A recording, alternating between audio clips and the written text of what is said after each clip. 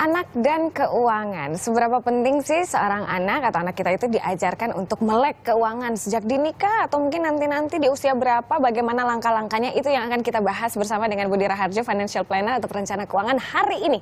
Bagi yang ingin bertanya atau bahkan mungkin berbagi pengalaman manajemen keuangannya yang diajarkan kepada anak, bisa menghubungi kami di 295 46188 untuk Jabodetabek. Dan untuk luar Jabodetabek di 021 295 46189. Kita tunggu. Mas Budi, kalau kita lihat sebenarnya penting nggak sih untuk mengajarkan anak itu melek keuangan?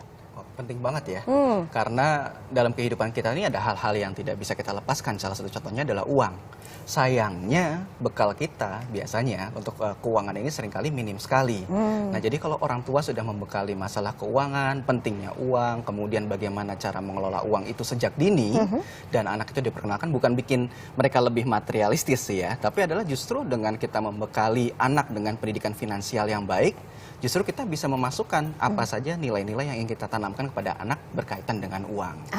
Kalau manfaat aplikatifnya kepada orang tua dan juga kepada anak ini pada saat mereka kenal dengan yang namanya financial atau keuangan itu seperti apa, Mas? Oke. Buat orang tua dulu ya. Kalau kita bicara buat orang tua, tentunya kalau kita punya anak, kita kan pengen kalau anak itu berhasil dalam kehidupannya nanti kan, bukan yang sekarang gitu kan. Sekarang ini kita lihat anak itu dalam perkembangannya ya, kita sayang gitu ya, terus kemudian dia akhirnya berkembang dewasa. Tapi yang kita pengen lihat adalah nanti setelah mereka dewasa bagaimana gitu kan. Apakah mereka nanti jadi seorang anak yang berhasil atau enggak. Dan hadiah yang terbaik buat anak adalah ketika mereka itu berhasil dalam kehidupannya mereka. Nah, itu buat orang tuanya sendiri. Nah, buat anaknya ya otomatis gitu. Nah, kalau kita bicara bekal pendidikan finansial untuk anak, berarti kita melihat dulu tujuan kita untuk memberikan pendidikan finansial buat anak ini apa dulu.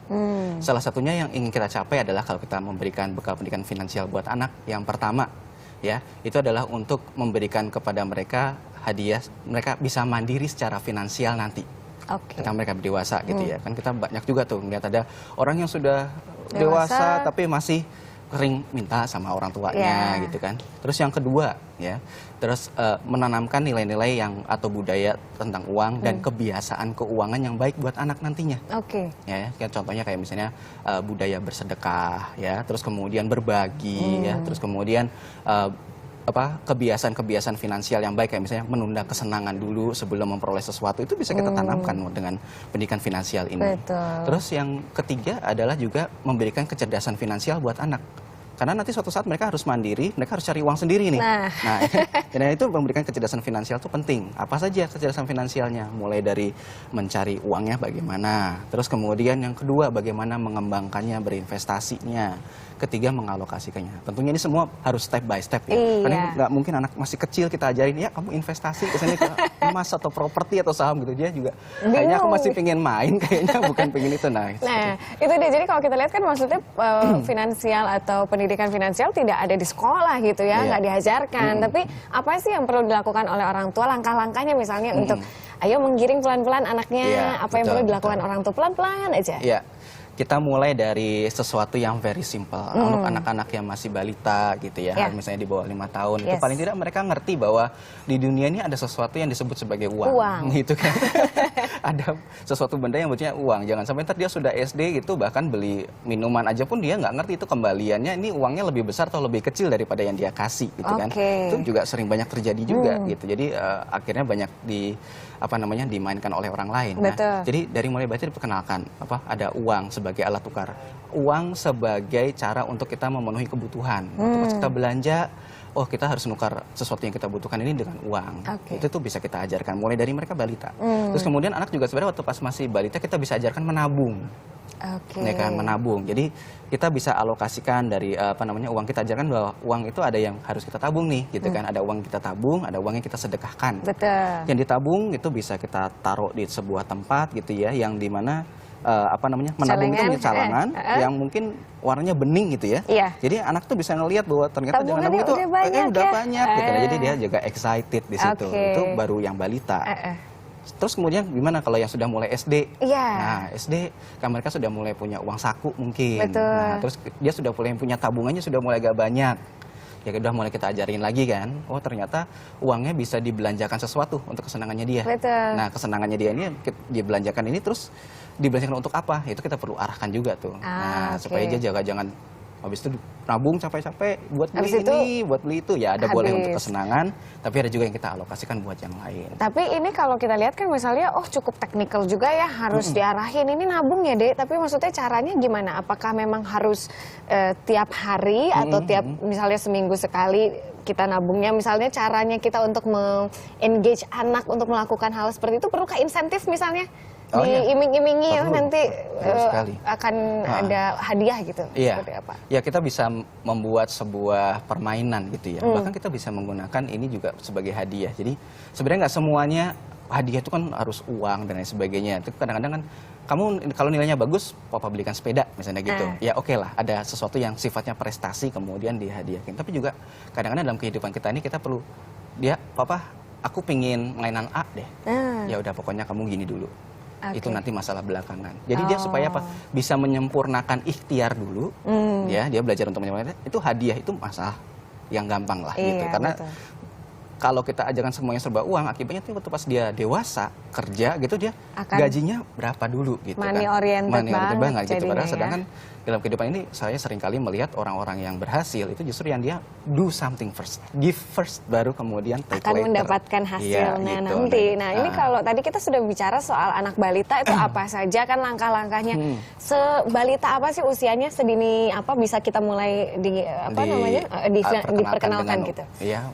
Usia 3 tahun sih udah rata-rata udah bisa ya gitu ya. Maksudnya dia sudah tahu bahwa ini paling nggak misalnya orang tuanya lagi Jumatan gitu misalnya gitu kan, atau ibadah gitu kan, mesti ada ini ada uang yang buat kamu taruh nanti di itu. Dia tahu oh ini ada uang tuh buat ditaruh di situ. Ya mungkin dia ngertinya pertama kali itu dulu gitu kan.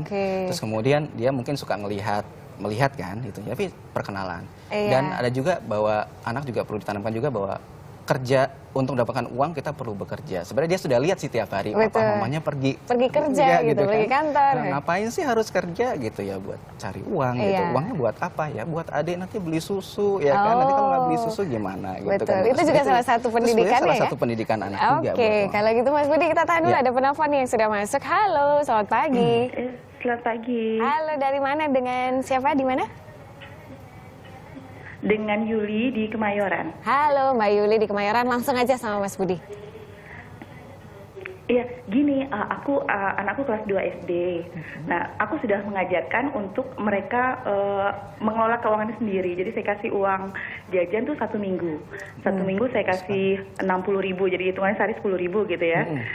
Kadang tuh 1 minggu itu dia kadang punya sisa uang. Kadang-kadang ada 20.000, 30.000, nanti sisanya ditabung.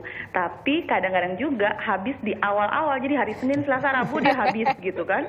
Nah, sisanya kadang kalau saya kadang saya kasih tambahan, tapi jarang saya biarkan aja, ya karena kamu sudah habiskan, jadi kamu harus cari usaha lain. Akhirnya dia inilah jualan lah gitu, dia beli apa sesuatu nanti dijual sama temennya ya seperti itu. Nah, menurut Mas Budi tuh kira-kira membuat anak-anak jadi materialistis nggak ya Mas ya? Saya takutnya gini, kadang-kadang saya bawain bekal gitu ya, bawain apa misalnya sushi gitu. Terus kalau dia uangnya sudah habis, dia akan jual tuh susinya ke temannya.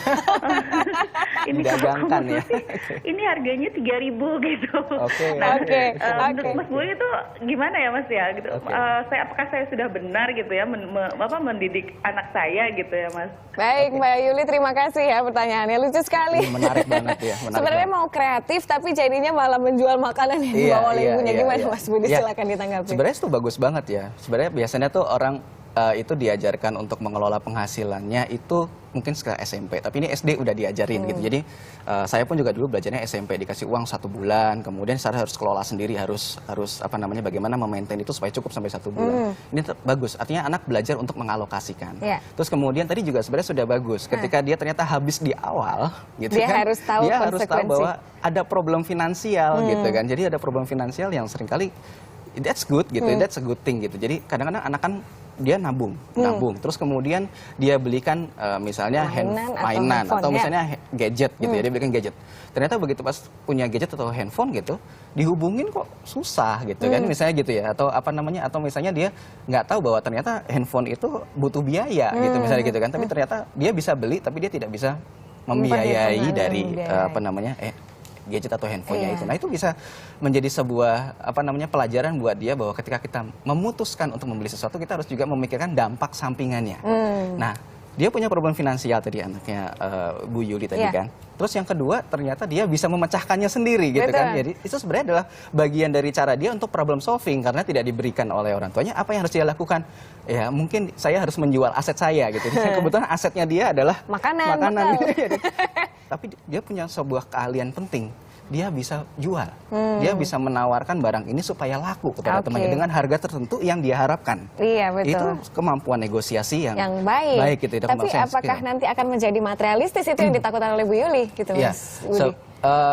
Pelajar tidak ada konsekuensinya gitu ya. Jadi dia sebenarnya materialistis atau enggak itu tergantung dari apa yang kita berikan. Dia kan hanya berusaha memenuhi kebutuhannya dia yang dasar. Itu yang paling penting adalah gitu. Selama ini kita bisa lihat materialistis atau tidak itu tergantung selama ini dia menggunakan tabungannya untuk apa.